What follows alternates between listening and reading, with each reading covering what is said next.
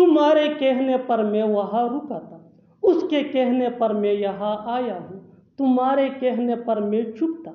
ऐसे जुमले हम अपनी डे टू डे लाइफ यानी रोज़मर्रा ज़िंदगी में ज़रूर बोलते हैं या सुनते हैं। इन जुमलों के लिए इंग्लिश का ये स्ट्रक्चर यूज़ होता है ऑन प्लस पॉजेसिव एडजेक्टिव यानी mine, your, our, his, her, their plus saying plus sentence. अच्छी तरह समझने के लिए कुछ मिसालें देखते हैं। तुम्हारे कहने पर मैं वहाँ रुका था, on your saying I stayed there, on your saying I stayed there, your ये पॉजेसिव एडजेक्टिव है, उसके कहने पर मैं यहाँ आया हूँ, on his saying I have come here, on his saying I have come here, his ये पॉजेसिव एडजेक्टिव है।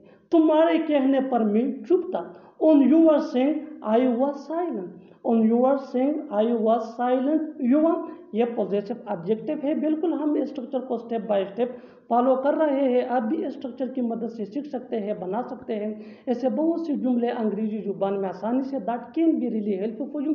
अच्छी तरह समझने के लिए एक और मिसाल देखते हैं। One more example for better understanding. उसके कहने पर मैं आपसे मिलता हूँ, on his saying I meet you, on his saying I meet you.